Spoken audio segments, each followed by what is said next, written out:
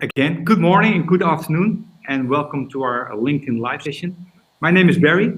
I work at Instruct and looking after the US tech market. I've been working in software sales now for the last 30 years. Started at Oracle, and after that, started working for smaller companies and start tech ups. Very happy to be here and to have a conversation with you all about the new digital way of selling software. I'm not alone. I'm here together with my colleagues Niels and Katie. Niels is a full stack developer and will run a demo later on during the session. And Katie will look after the comments, and which you can put in the comment section, and we can discuss that during the session or maybe later on. So if you have questions, please ask them. Well, talking to software companies, I see a trend that people are rethinking, transforming the sales process to a more product-led driven sales strategy. And today I want to talk about this new digital way of selling software. But before we do that, and I also would like to give you 3 possible starting points. But before I do that, I would like to dive a little bit deeper into Instruct. How did Instruct start? Well, when HashiCorp, a software vendor with tools for cloud infrastructure automation, did the first HashiConf in Europe, they were looking for a better way to engage with tech folks on their booth, so on their event. They worked with a local consulting firm to develop a solution that is both educational and fun. And they really delivered. And how did they measure that? They generated a huge load of leads, which is really the purpose of those kind of events. What they built were those arcade machines where you can play Pac-Man on. Maybe you can remember them from the past, but there was not Pac-Man on. No, there was a screen, there was a keyboard, and there were challenges on the screen of the HashiCode products. So they came to learn about those new tools, but they learned by doing without even realizing it. And it was really cool because there was also a ranking. So people and engineers did come back when they dropped in the rank and they really would like to do the challenge better to become on top of the rank. So why did people like it that much? Yeah, it was really about fun. It was about gamification. It was about ranking. And for HashiCorp, it was really a good show because they generated a lot of leads. So learning by doing was the new fundament on which we built Instruct. So, and on that HashiConf event, there was also Google, and Google saw what happened. So they really would like to have the same concept. So they ordered also those arcade machines, and they said, okay, well, we need to have something to use in the future as well. And then we started Instruct based on those 2 big companies. So we started with Google and we started with HashiCorp. Well, back to today's theme. So product-led. Market research shows that there is a shift going on where companies are transforming from a sales-led to a product-led organization. The pandemic accelerated this change, of course. It's not possible to fly your sales teams to all kinds of prospects, do POCs, do workshops for customers on site. That was difficult, so this is really accelerating this product-led sales strategy. But besides that, there are 2 more major drivers of this change. And what we see is that more and more software buyers are self-educating. They want self-service as part of the buying journey. They do not want to talk to salespeople, look at videos, or looking at marketing material. No, they really would like to see your product. They want to experience the software and see how it solves their specific problems. They even would like to break it before committing to talk to a sales guy for the rest of the process. Another trend that we see is that enterprise companies are not that eager anymore to do huge upfront commitments. So when I was working for Oracle, we did the large enterprise license agreements, and maybe the big companies still do them, like the IBMs and the ServiceNows. But as a tech vendor, we really need to prove a product. So where does the journey start? It starts at the people that really are using your product. So they need to have a feeling, and the product needs to prove itself. So you can do the big deal after you really do a successful onboarding at your customer. So, but it starts small and not the big enterprise deals anymore. What we see is that companies like Slack, Dropbox, Calendly having 100% product-led growth. Well, you might think, well, we cannot do that. We are not Slack, we are not Dropbox. Our product is much more complex. It's heavily depending on data. It's heavily depending on integrations to show the value of our product. But we will show you later how you can make a first start on that. So if you talk about PLG, product-led growth, what is it? Well, it's a go-to-market strategy that heavily relies on using your product as the main vehicle to acquire, to activate, and retain customers. So it's really acquire from the lead gen perspective, activate from the onboarding perspective, and retain customers and to keep them happy. Well, you can imagine what this means for you. If you look at the acquisition cost, they will decrease. They will be much lower than what they are right now. It will shorten your sales cycles, and in the end, it will also have a higher revenue per employee. And I think it's not on the slide, but more important is you're able to scale. Because if you look at your sales organization right now, you have a sales guy, you have pre-sales guys, and maybe one pre-sales guy is servicing more sales guys, and there's always a fight on, I want to have the best pre-sales guy for my pilot or for my project. And with this way of selling, you can really scale your sales organization and also scale, of course, your revenue. So we all want to experience the benefits of product-led growth, but what is getting in the way? So what do we see in practice? Your product, your marketing, your sales guys, they're all working in silos.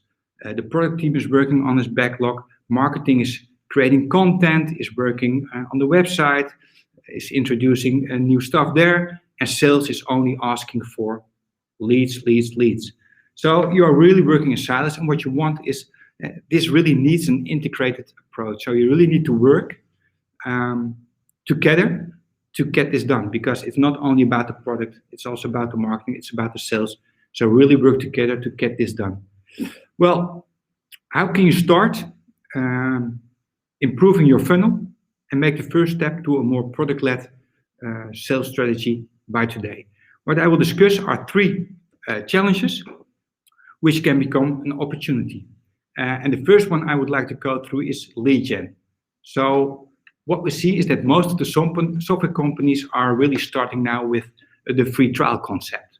Some vendors, you need to register yourself, your contact details, and at the end, when you're finished or press commit, then you get a message saying, thank you for asking a free trial. You will receive a call from a sales guy. Well, that's not the experience that you are looking for. But I can imagine it also feels risky, you know. What I said before, your product is heavily depending on data, your product is heavily depending on integrations. So by offering a free trial, there's also a huge risk. A risk that people drop off, that they do not understand the concept of your product, that they do not understand from a functional perspective. And that's what you would like to avoid, because you would like to give them a good experience. So what if there was a way that you give them the freedom of exploring your product, maybe even breaking your product, but in a controlled way, so you can guide them through your enterprise capabilities, or the capabilities that you would really like them to see. Well, the next thing, what we can do, is about sales engineering. So, as I said before, there's always a lack of resources on the sales engineering part. And is that because there are so many opportunities?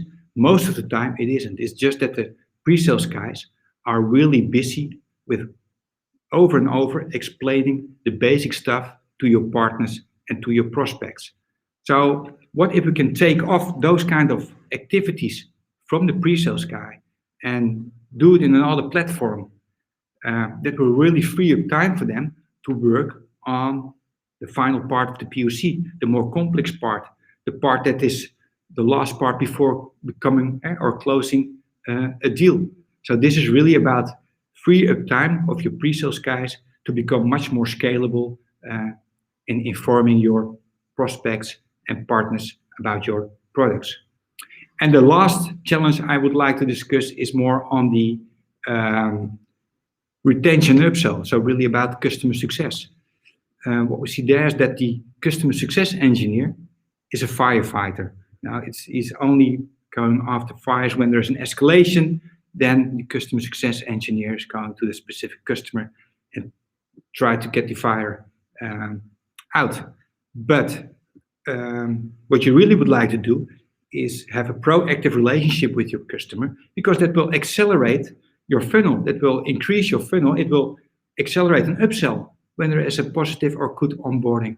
So what if you can give them, for example, for your new capabilities of your product, what if you can give them a guided view on that, so that they really can start looking at the new capabilities and using it, and make them successful in the onboarding, or that they learn when they have, for example, other people that would like to onboard as well, that you don't always need your customer success engineer to do it, but that they can do it by themselves, which really free up time of your customer success engineer to do the right stuff. So that are the 3 challenges that we want to go through. And now I would like to hand over to Niels, who's really going to demonstrate you this kind of capabilities from a prospect customer perspective and from a tech vendor perspective. So Niels, up to you. Yes, thanks, Barry. So what I want to show you today actually is, in this demo, is how Red Hat is making software their lead magnet for lead generation. And let me first explain what that means. So Red Hat makes content on our platform that they can share within their communities, with their existing customers and with their potential customers. They create this content on our platform so they can demo their product and features. And that's actually what I'm going to show you today as well. So, for example, what Red Hat has done, they have created this small real-life scenario around Ansible Tower on the Instruct platform. They create that content themselves and they push that over to the Instruct platform.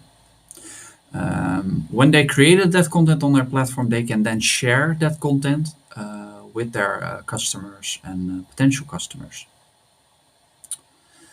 When the learner, in this case, goes to that specific scenario that they have created, they can actually start it, and that's specifically on our platform.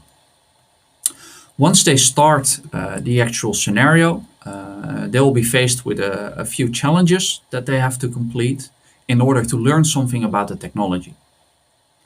So what this means is that the learner doesn't need to install any software anymore on their local machine. And for a lot of products, the installation of software is quite easy. But if your software also requires you to for example, connect some existing infrastructure or connect it to the cloud, it could become quite complicated to install it yourself. And therefore the entry barrier to trying out that software becomes much higher. On the Instruct platform, the learner can start this scenario and they'll be presented with their own personal sandboxed environment based on real life technologies.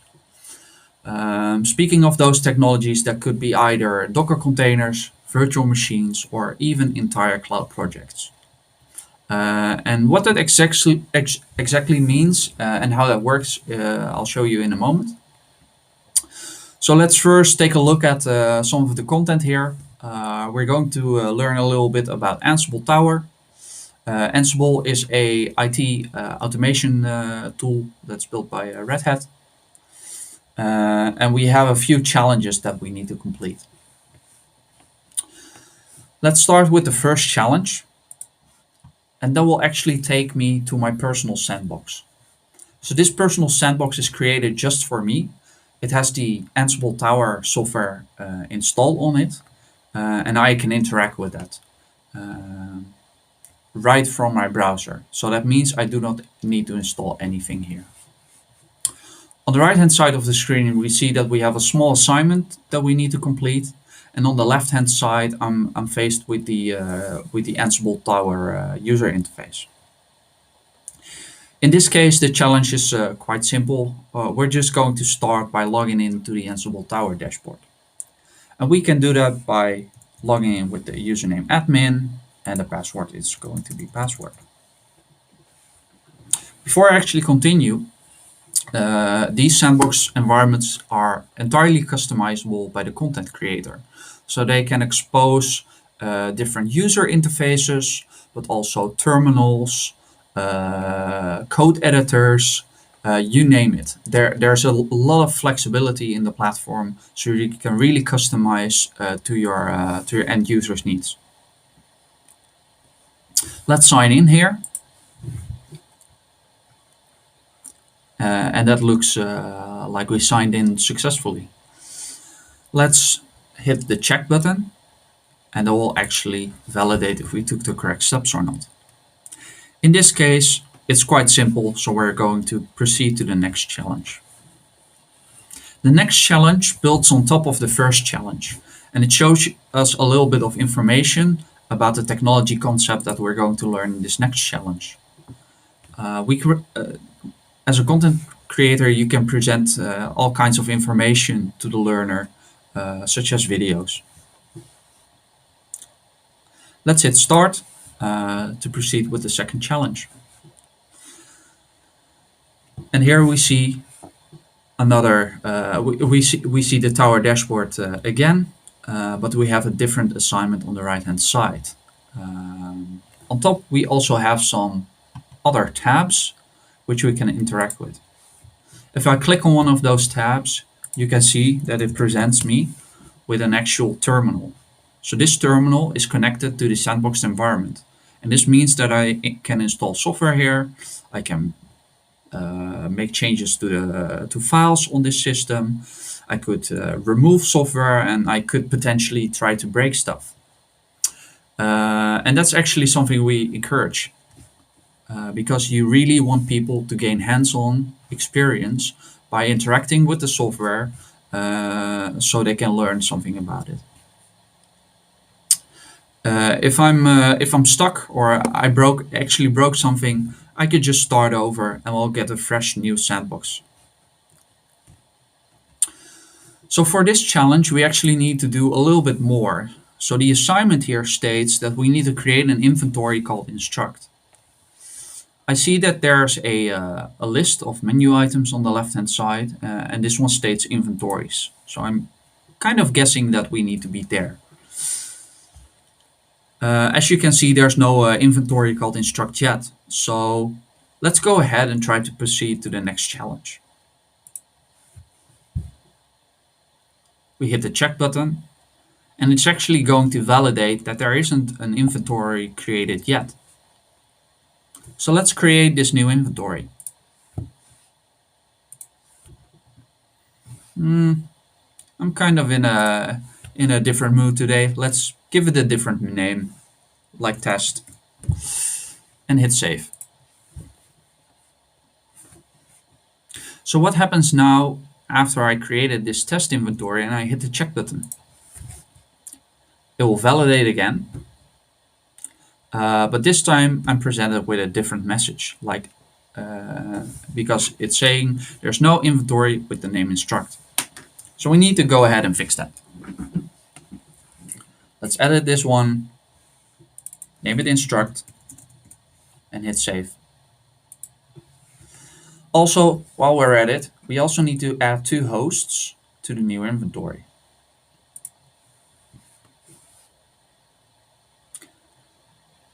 We see that we have the instruct inventory here. We go to the host tab and we'll add these 2 hosts.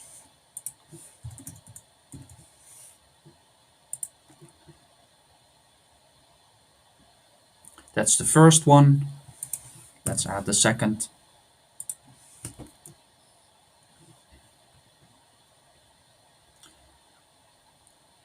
Let's validate that we actually did that correctly. I think I overwritten the first host, so let's add that as well.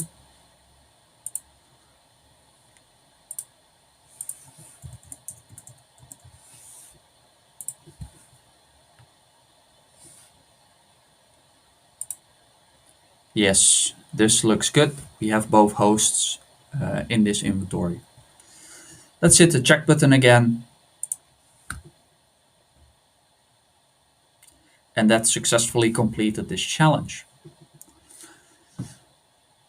In the following challenges, we'll build on top of this and learn how to use this Ansible Tower software.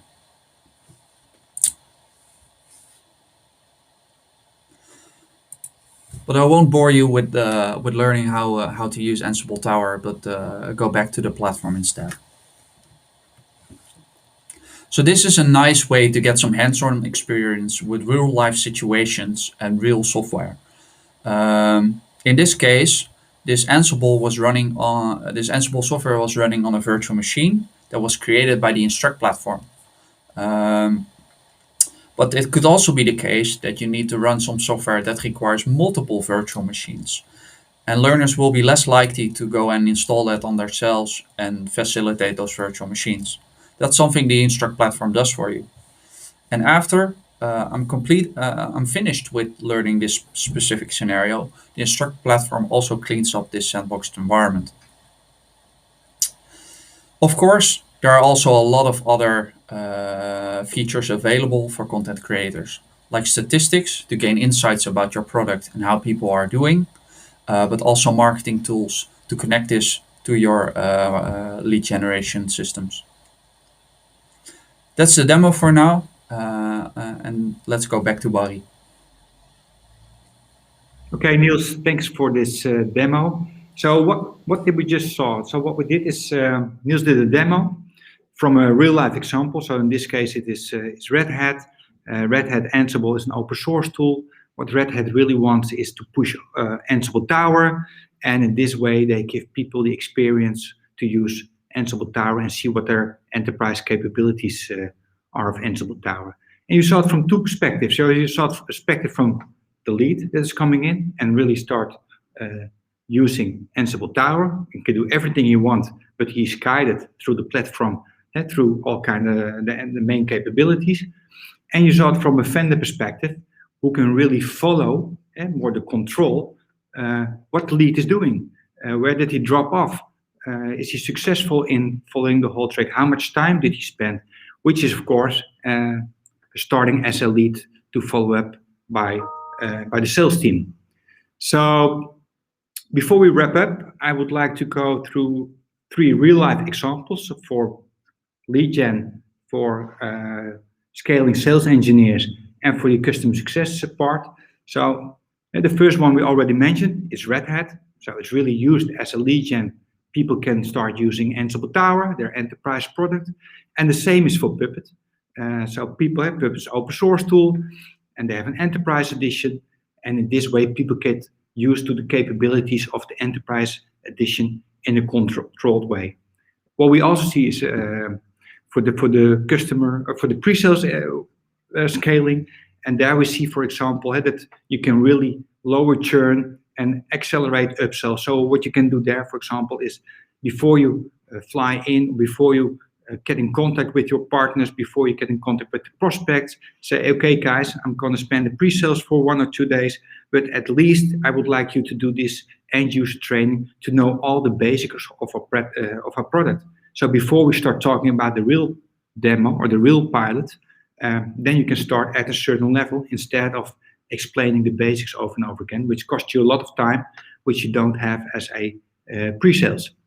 So it's really about lower churn, accelerate upsell. And then we have the customer success part. So we have the HashiCorp. HashiCorp is really running workshops with 200-300 people parallel, so at the same time. And with this kind of platform, they got an increase of 15% of their total number of leads, which is awesome, I think.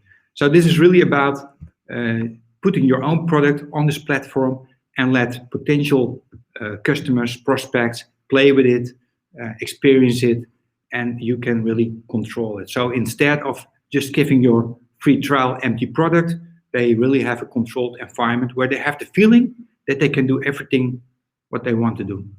So then we switch on to the last slide.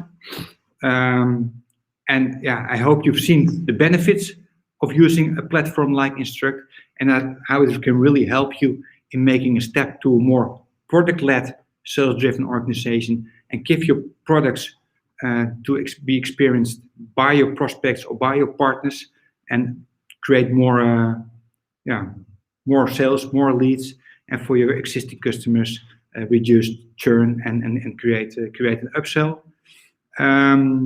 What's next? We would like to get in contact with you and show you how your product can run on our platform and experience all the benefits yourself. What we also have, and Niels already did the example, we have a test drive. So there we have some content of our customers available, and you can play with that. So you can really feel the concept of offering your product via the Instruct platform to your potential customers or prospects, partners, and see how that can work for your product. So for now, I would really like to thank you for joining, and I would like to. Oh, there are some questions. What are the analytical capabilities in test drives? It's a question from Jens. So maybe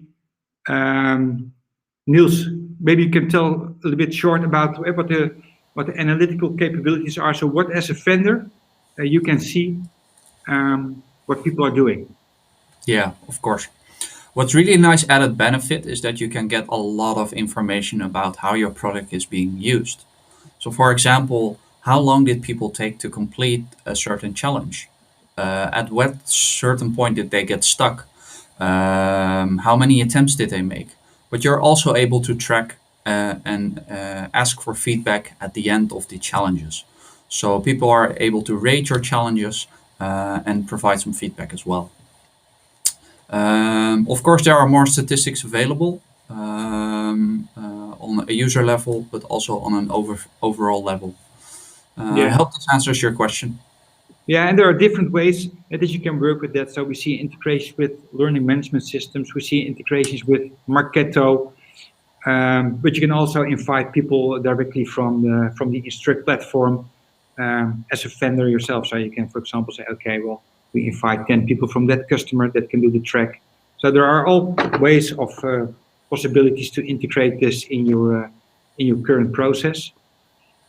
Let's see if there are other questions right now. Well, I think it's time to wrap up. So the last slide is really about something from Steve Jobs, and I think it was somewhere in the 80s when he launched the Macintosh. I think it was in Cupertino, a room full of students and young people, where he really launched the Macintosh and said, okay, well, I can talk a lot about the product, but let the product speak for themselves. And then the Macintosh started to talk. But I think we are moving in that direction these days as well. So let the product do the work. But of course, there need to be done a lot of work to get so far. So I want to thank you for your time. And when you have more questions, please reach out to us. And we will reach out to you as well. Thanks. Bye-bye.